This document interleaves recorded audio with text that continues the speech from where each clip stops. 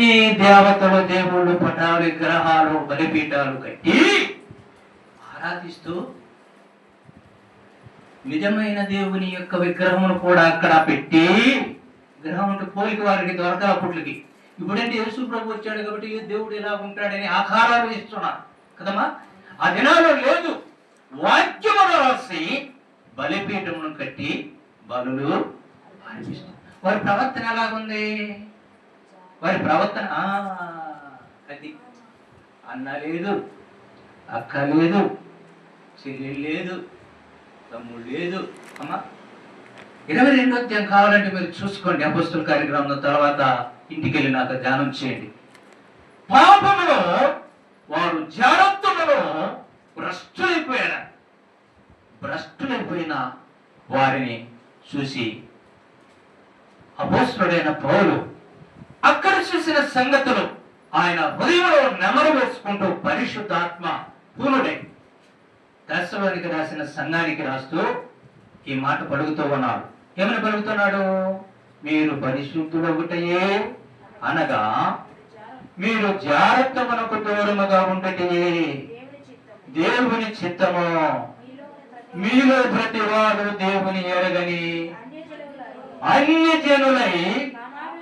అన్ని జనులు అంటే అన్ని చేస్తారు కదమ్మా. అన్ని జనులు మనం చేయటానికి వీలు. మన దేవుడు ఒప్పుకోలే. ఎందుకు? మన దేవుడు నిజమైన మన దేవుడు ఆసామాస దేవుడు కాదు. మన దేవుడు దహించు అగ్ని కదా. సూర్యుడిని చూడలే. అగ్ని పట్టుకుంటే మనం బ్రతుకుతామా? కాబట్టి మన దేవుడు దహించు అగ్ని. కాబట్టి ఆయన చెప్పినట్టుగా మనం నడుచుకోవటం ఎంతో మంచిది. 4వ వచనం, మీలో ప్రతివాడు దేవుని ఎరగని అన్య జనుల వలె కామాదలాశ యందు కాక పరిశుద్ధత యందును ఘనత యందును తన ఘటమును కాపాడుకునవలెను. కాపాడుకోవడానికి దుష్టత్వం ఎదురైనను అక్కడ నుండి మనం ఏం చేయాలి? పారిపోవాలి.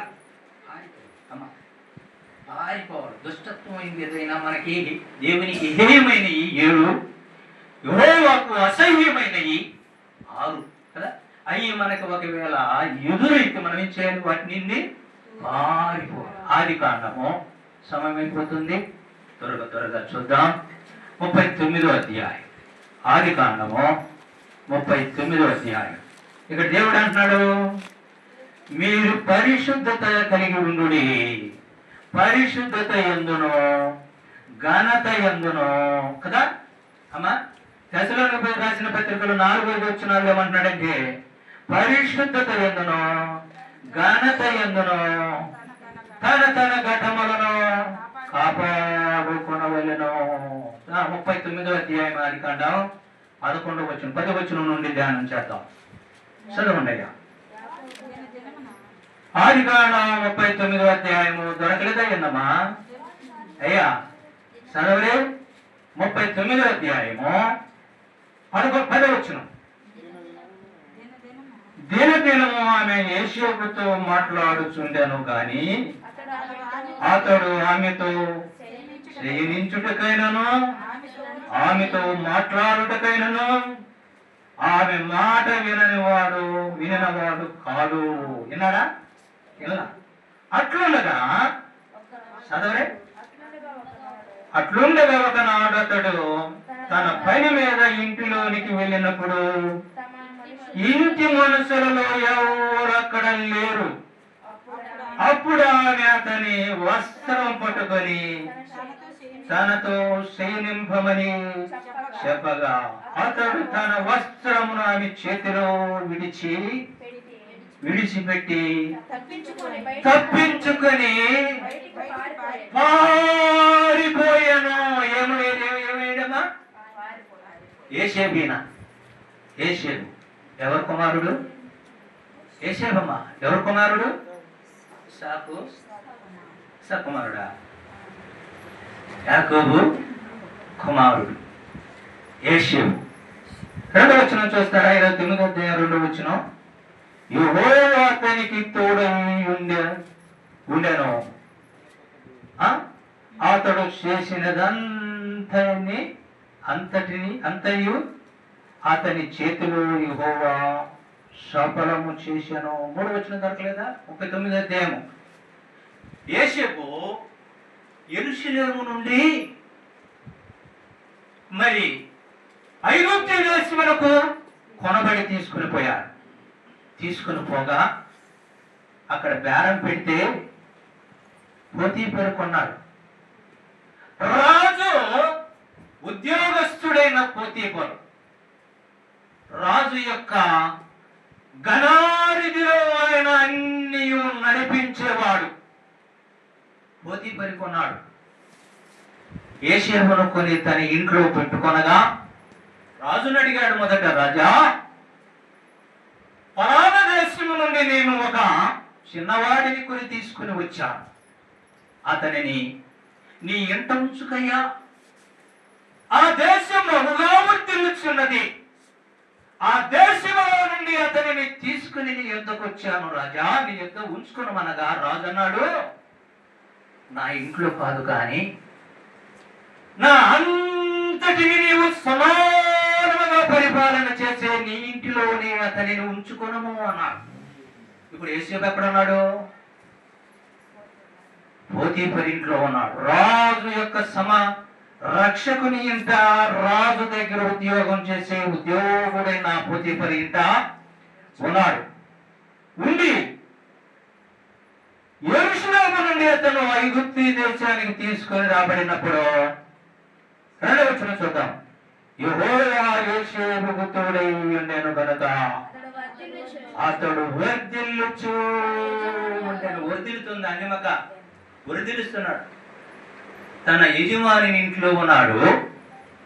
10 పశువులకు మేతేసి నీళ్లు పెడితే 100 పశువులేని, అమ్మా 100 గొర్రెలకు మేతేసి నీళ్లు పెడితే 1000 గొర్రెలైని. వర్ధిల్లటమంటే రాజు ఇక నాకు పని లేదు, నా ఇల్లంతా కూడా సంరక్షించేవాడు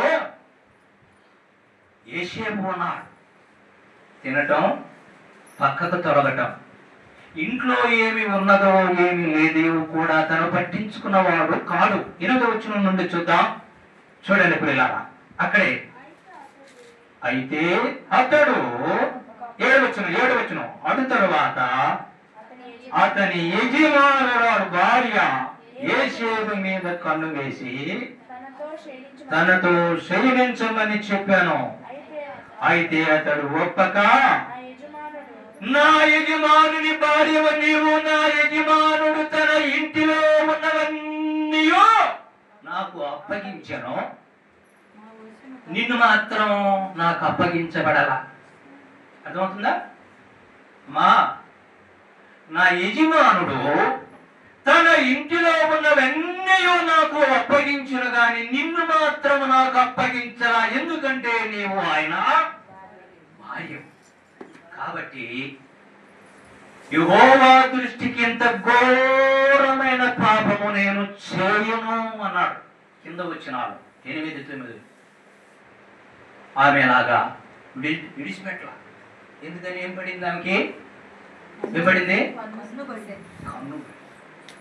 కన్ను జాగ్రత్తగా చూసుకోవాలంట. మన దేహంలో ఒకటది కదా, మన దేహంలో ఒకటి. సరే, మన పాఠాంశంలోనికి వెళ్దాం. మన పాఠాంశం ఏంది? దేవుని చిత్తము కదా, దేవుని చిత్తం. ఇప్పుడు ఆయన తప్పించుకొని పారిపోయాడు, ఎందుకంటే అది దేవుని చిత్తం కదా. జాగ్రత్తమునకు నీవు దూరముగా ఉండము. మరతి దీని వృత్తాంతాల గ్రంథం, మొదటి గ్రంథం, దీని వృత్తాంతాల మొదటి గ్రంథం. త్వరగా ముందు కొనసాగదాం ప్రియులారా. దీని వృత్తాంతాల మొదటి గ్రంథం 5వ అధ్యాయము 21వ వచనాన్ని ధ్యానం చేద్దాం. 5వ అధ్యాయము 21వ వచనం. ప్రవచించుటను నిర్లక్ష్యం చేయకుడి, సమస్తమును పరీక్షించి మేలైన దానిని చేపట్టి ప్రతి విషయమైన కీడునకు దూరముగా ఉండుడి. ఏంటంటే మళ్ళా చదువు 21 వచ్చిన అందుకు దొరికిందా దొరకలేదా? పేజీ నెంబర్ 187 అమ్మా, పేజీ నెంబర్ 187 ఆఖరిలో మొదట్లో కాదు 187 5వ అధ్యాయం మొదటి తెస్సలోనికి రాసిన పత్రిక 4 చదివాం కదా ఇందాక. ఇప్పుడు 5వ అధ్యాయము 21వ వచనాన్ని చదువుతూ ఉన్నాం. ప్రవచించుటను నిర్లక్ష్యము చేయకూడి, తర్వాత సమస్తమును పరీక్షించి మేలైన దానిని చేపట్టుడి, ప్రతి విధమైన కీడులకు దూరముగా ఉండుడి.